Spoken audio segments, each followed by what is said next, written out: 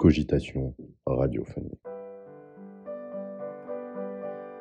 Dans ce deuxième épisode, Alfredo Zenoni nous parle de la psychose et de son rapport au signifiant. Par ailleurs, il nous montre ce que la psychanalyse nous enseigne sur la condition humaine. De par ses références à la philosophie, la linguistique ou encore l'anthropologie, les paroles d'Alfredo Zenoni dépeignent une psychanalyse qui porte dans son cœur une certaine interdisciplinarité.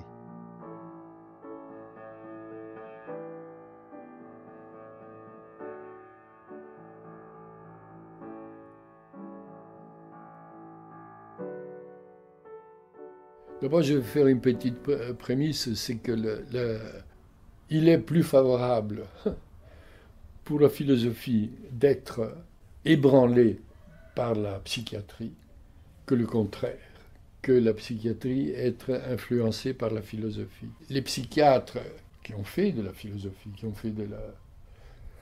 qui sont devenus eux-mêmes philosophes, comme Binswanger, Jaspers, n'ont rien apporté à la clinique de psychose, mais à la philosophie non plus. Il y a une révolution de la pensée philosophique, c'est de la pensée de la condition humaine, si on intègre la maladie mentale. Alors qu'est-ce que la maladie mentale ou qu'est-ce que la psychose? Alors d'abord, il y en a plusieurs. Enfin, Lacan lui-même a intitulé son séminaire « Les psychoses ». Parce qu'il y en a des différents types, en effet. Est-ce qu'il y a un noyau commun qui pourrait permettre d'utiliser les termes de psychose en général? Là-dessus, d'ailleurs, il y a eu un certain bouger chez Lacan lui-même. Si on part de l'idée de base que la psychose est une affection de la condition humaine, ça n'arrive qu'aux êtres humains, en tant qu'ils sont parlants, quand ils sont définis par le langage, d'être psychotiques. La psychose, ce n'est pas un accident qui vient interférer dans la condition humaine. C'est un effet de la condition humaine, parce que la condition humaine est une condition symbolique de langage, de culture, et que la trame symbolique, la trame du langage, n'a pas de dernier mot, est trouée. C'est avec la psychanalyse qu'on l'a su, enfin, qu'on l'a perçu. Que le langage, on ne peut pas en faire un tout. On peut pas. Oui. Il y a toujours un point qui manque. Et dans ce jeu entre le trou qui est présent et la manière de le suppléer, dans cette polarité-là, disons, que se joue la solution psychotique ou pas. On peut dire que dans la psychose, le sujet est confronté donc à cette trame signifiante de la vie, qui est trouée, sans qu'il y ait ce que Lacan appelait le nom du père, enfin, un signifiant à part, qui permet au sujet, qui dit au sujet, il y a un trou et c'est à toi d'y aller. Qui inclut, qui désigne dans le champ du langage, effectivement, un espace vide, un trou, et le moment où le sujet a, et c'est sur ce point que le sujet a y aller lui-même, poser un acte, faire. Donc à la fois ce signifiant à part, appelons-le pour l'instant le nom du Père, comble ce trou, permet aux signifiants de tenir ensemble, d'avoir une cohérence, et en même temps, il indique que dans la vie, il faut tenir compte aussi du manque. En psychanalyse, on dirait de la castration. Du manque, et que c'est sur ce point de manque, à partir de ce point de manque, que le sujet entre dans le jeu de la vie. Il faut qu'il y ait un signifiant qui le désigne, qui désigne la place du manque, qui le comble en le désignant à la fois. C'est ce qu'il appelle le nom du Père, Lacan, dans un premier temps. Donc, la psychose est l'absence de ce signifiant à part, qui à la fois capitonne la trame et en même temps indique le trou. Le manque-être. Puis, bon, les choses ont évolué, justement, puisque Lacan lui-même, le premier, s'est aperçu d'abord que des noms du Père, il y en avait plusieurs. Au fond, peut-être qu'il y a une période de la recherche de Lacan où il était encore lui-même très, très occidental. Effectivement, quand il dit les noms du Père, il se réfère à la tradition judéo-chrétienne. Puis il a quand même, lui, comme nous tous, et tout le monde, se rendre compte qu'il y avait d'autres monothéismes, d'autres signifiants maîtres. Et du coup, le nom du Père est devenu multiple. Donc, du coup, le séminaire qu'il devait faire en 63, c'était les noms du Père. Et puis, finalement, il s'est avéré que les noms du Père sont, parmi d'autres, signifiants qui peuvent assurer une certaine ténue de la trame signifiante, ce qu'il appelait les signifiants maîtres, ou qui n'est pas inscrit pour le sujet, ou auquel le sujet s'identifie absolument. Donc, comme dans la paranoïa, le sujet est lui-même S1, le signifiant maître. Il n'y a pas cette distinction entre le signifiant qui me désigne et moi-même, disons, le signifiant maître qui me désigne. Bon, ben là, les choses se ramifient à partir de là vers une forme de psychose qui révèle plutôt l'accent de ce signifiant qui tient la trame des signifiants, ou bien qui met plutôt l'accent sur le bouchage du manque, sur le fait que le sujet est l'objet. Il ne l'a pas perdu, il est l'objet. Ça serait plutôt le versant maniaque-dépressif. Encore que, comme dit Malval, dans toute psychose, il y a un fond mélancolique.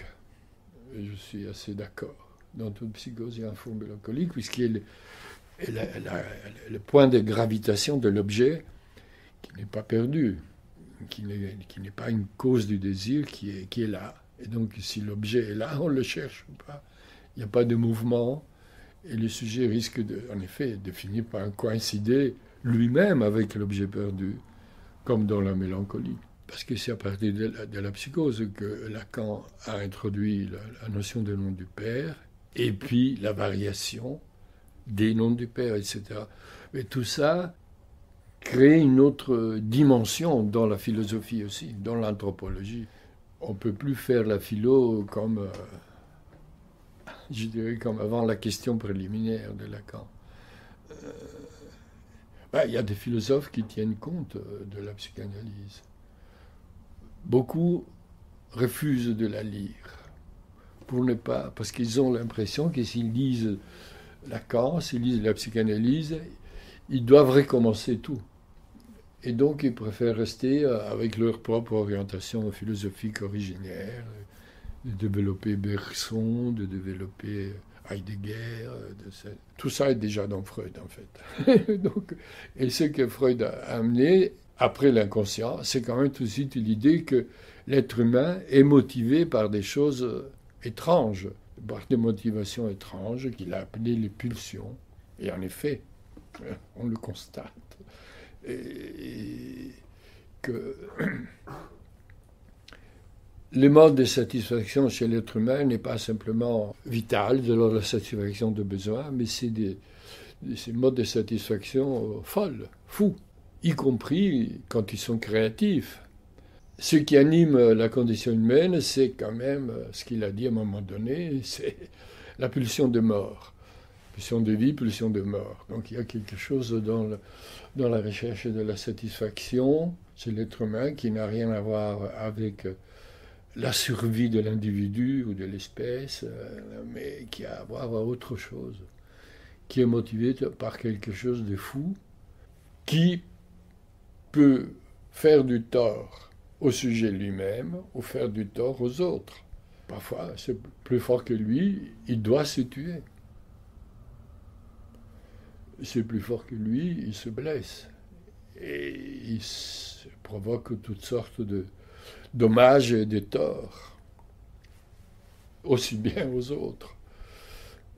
Et puis, il y a tout ce qui est créé comme chose inutile, comme divertissement, comme art, et comme religion.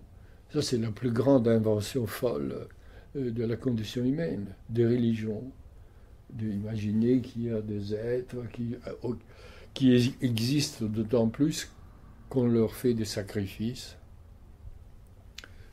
C'est une chose que quand je parle au psychiatre, quand j'ai l'occasion de parler au psychiatre, je l'évoque toujours.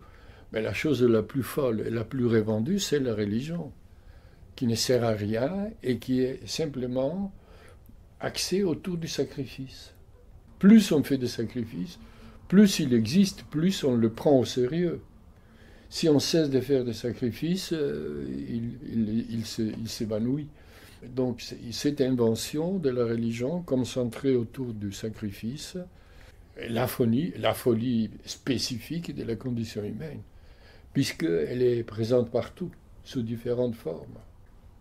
Religions qui sont d'ailleurs à l'origine des guerres, de beaucoup de guerres. Si ce n'est pas les religions, c'est quand même un symbole, c'est simplement la succession du trône. Toute l'histoire de l'Europe est traversée par ces guerres de succession.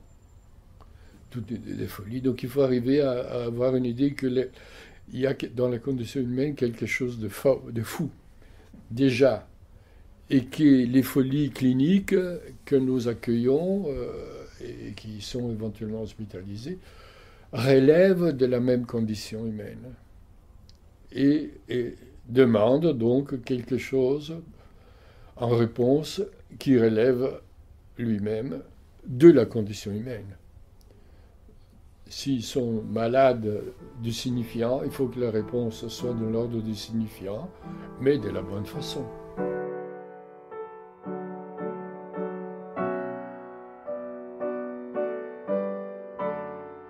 Ce que Freud décrit, comme vous dites, en termes crus, c'est une crudité propre à la condition humaine. La condition humaine est signifiante, c'est-à-dire elle est tramée de langage, mais cette trame linguistique a des effets sur le corps. D'abord coïncide avec la bipédie. Parler et être bipède, c'est la même chose, a démontré le roi Goran. Être dans cette condition parlante modèle même le corps, mais introduit des causes du désir, des modes de satisfaction complètement fous, comme je dis, c'est-à-dire les pulsions. En effet, et Lacan ne l'a pas introduit tout de suite. Il a fallu le séminaire sur le désir et son interprétation pour qu'il commence à évoquer quelque chose de l'objet qui est le point de, comme je l'ai évoqué un peu, qui est le point de ralliement entre la prise de l'être humain par le langage et ce qui le motive, et la motivation. L'être humain est motivé par autre chose que les êtres animaux. Il y a le langage, mais le langage le détraque, le rend plus agressif, le rend plus pervers, et plus fou. Mais perversion, folie, agressivité, tout ça, effectivement, ce n'est pas du langage, mais c'est la conséquence du fait que le langage a blessé cet être pris par le langage. Il l'a blessé, il a fait perdre quelque chose, et ce quelque chose qui s'est perdu crée un mode de recherche qui ne se satisfait pas simplement de trouver des objets nécessaires aux besoins, à la faim, et même à la reproduction, mais veut autre chose. Autre chose qui souvent confine avec la folie. La chose la plus éclatante, c'est quand même ce qui caractérise l'espèce humaine et pas les autres espèces, c'est les suicides. Seuls les êtres humains se suicident. Et donc, on voit d'une manière dramatique, tragique, que le fait d'être pris dans le signifiant, dans le langage, dans le symbolique, a des effets sur la vie même, sur le désir de vivre. Déjà, parler de désir de vivre, ce n'est pas la même chose que de dire la volonté de vivre des animaux. Tous les animaux échappent à ce qui les menace. L'être humain, ça lui arrive d'envisager, voire de le faire, de mettre fin à sa vie. Tout ça, c'est effectivement le registre pulsionnel. C'est le registre où il s'agit de satisfaction, motivation, cause du désir, registre de la satisfaction qui a fini par être de plus en plus présent dans la recherche de Lacan aussi. Le premier accent était sur le désir. Et le deuxième accent qui a fini par prévaloir est celui de la jouissance, donc celui de la satisfaction. La satisfaction folle qui caractérise les comportements humains en tant qu'elle est un mixte de pulsions de vie et de pulsions de mort, pour parler freudien.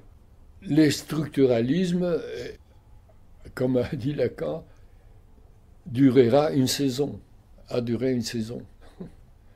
Mais quelque chose de la structure reste praticable et concevable. Une structure, essentiellement des relations, des éléments qui ont des relations. C'est moins, disons,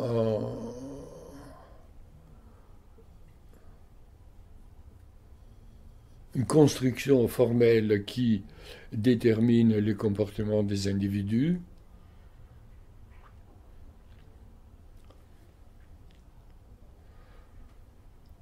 que quelque chose qui désigne des points structurels, des carrefours, de bifurcation, que tout être parlant rencontre au travers. Quand on dit structure, c'est pour dire que, par exemple, l'interdit de l'inceste, ce n'est pas quelque chose qui survient à un moment donné du développement ou de l'histoire. C'est quelque chose qui est inscrit ou pas. Pas à un moment donné de l'histoire. C'est dans la structure de la venue au monde dans laquelle le sujet vient au monde qu'il y a ou pas l'inscription plus ou moins précaire de cet interdit symbolique dans lequel il vient au monde. L'environnement symbolique qui commence déjà de la manière dont on parle de sa venue au monde quand il est fœtus. Et alors on a fait des études par ailleurs en psychologie pour voir, et on a constaté qu'en effet que le bébé réagit différemment à la voix de la mère, à la voix du père, à ce point. Mais donc, indépendamment de l'expérimentation, il y a des familles où on parle, des familles, des couples où on parle de l'enfant qui va naître ou pas. Donc, une des folies de l'être humain, c'est que la mère ne réalise même pas qu'elle est enceinte. ce qu'on appelait le déni de grossesse. Donc l'enfant n'est pas parlé. Donc cet environnement d'être parlé n'est pas opérant. Donc cet environnement symbolique d'être parlé, d'avoir déjà une histoire, d'avoir un prénom, on a parlé, quel prénom lui donner, tout ça crée un environnement symbolique dans lequel est inscrit ou pas déjà l'interdit de l'inceste. Donc la structure, c'est pour dire les points décisifs d'une histoire et qui peuvent être décidés dans un sens ou dans l'autre. Dans la parole de la mère est présente une référence à la parole du père. Tout ça, c'est une dimension structurale, mais de l'articulation des deux paroles, mais qui se réalise ou pas, ou plus ou moins. Donc ce sont des points carrefour de la structure qui vont être traités, affrontés différemment d'un sujet à l'autre dans son histoire.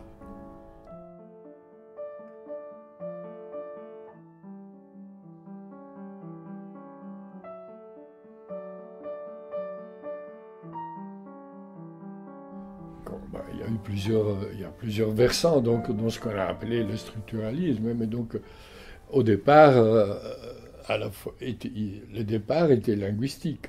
C'est des Saussure qui a introduit la structure du langage. Comme rapport de relation, comme opposition, que Lévi-Strauss a repris en anthropologie, pour montrer que les modes d'organisation des tribus, des sociétés, étaient déterminés par des relations d'opposition, par exemple, et que l'organisation du village correspondait aussi à des oppositions, le haut et le bas du village. Enfin, donc, linguistique, anthropologie. Et Lacan, quand il est venu, a dit, au fond, pour déchiffrer l'inconscient, ce que Freud a fait, sans le savoir, c'est de servir donc du langage, et du langage tel que défini par Saussure, c'est-à-dire comme comportant une distinction entre le signifiant et le signifié, et comme comportant les deux grandes figures de la relation entre signifiants, qui sont la combinaison ou la substitution. Métaphore, métonymie. Ces fonctionnements-là, et ce que Lacan appelait aussi les grands autres, au fond. C'est une structure transsubjective dans laquelle le sujet s'inscrit, vient au monde. La structure se découvre après coup. Est-ce qu'on va dire que les Néandertals, il y avait une structure, sûrement, mais c'est une structure inconsciente. Ils avaient mis en place une certaine régulation de leur existence. Mais la structure, au sens strict, c'est tiré de la linguistique saussurienne, c'est-à-dire mettre en avant des rapports de différence oppositive entre des termes. Il s'avère que le langage fonctionne comme ça, en effet. Et surtout avec ce que je viens de dire, donc la distinction signifiant-signifié, et puis les combinaisons ou substitutions. Est-ce que cette structure, ce fonctionnement du langage, comporte dans la parole, dans laquelle le sujet vient au monde, un signifiant à part, un signifiant en plus, qui n'est présent que dans la parole, en quelque sorte, qui n'est pas dans le système des signifiants, qui s'appelle nom du Père, ou pas. Mais ce nom du Père est quelque chose qui qui n'est pas quelque chose qui est véhiculé, comme dit Lacan, dans la parole de la mère, ou pas. Puis les choses se sont, comme on dit, compliquées et diversifiées avec la multiplicité des noms du Père et la fonction du symptôme comme équivalent du nom du Père. Ce que Lacan a toujours dit, c'est que la structure comporte toujours un élément manquant. Tandis que le structuralisme pur et dur, c'est que ça fait système. C'est qu'il n'y a pas que tous les termes sont corrélés par des relations complètes. La dimension du sacrifice. C'est pour ça que Lévi-Strauss n'a pas pu comprendre quelconque dimension d'échange social, d'interaction. Il a déchiffré les mythes, en effet, selon les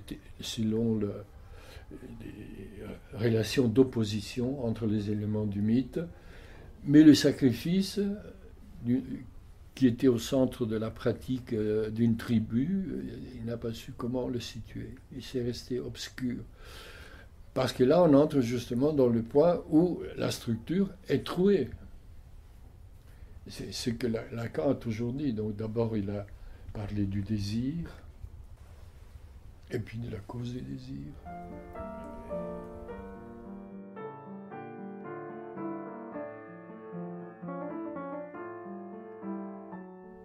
D'abord, du fait même d'avoir été multipliés, ils ont perdu quelque chose d'une sorte de détermination structurelle. Un nom du Père vaut l'autre. Et finalement, Lacan a pratiquement dit donc qu'un symptôme vaut le nom du Père. Mais il faut qu'il y ait un symptôme. S'il n'y a pas un symptôme, au sens où il l'entend dans son séminaire sur Joyce, s'il n'y a pas un symptôme, alors le risque, c'est que les trois registres, imaginaire, symbolique et réel, c'est dénouent. Alors, ce qui permet de tenir ensemble les trois registres, ce n'est pas nécessairement le nom du Père. Ça peut être que dans un couple homosexuel, il y a une certaine référence entre les deux parents du même sexe, référence à un tiers, qu'il n'y a pas simplement une relation duelle entre les deux femmes ou les deux hommes, mais qu'il y a une référence à un tiers. Enfin, que le discours n'est pas fermé, donc qu'il y a un point autre dans le discours, même si donc il n'est pas la parole du Père dans la parole de la mère, mais qu'il y a une sorte de parole supérieure ou extérieure au couple, par exemple.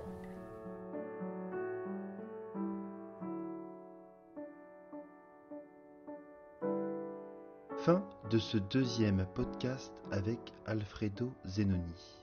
Il a été réalisé par Samba Dé au piano et Paul Poulain au micro.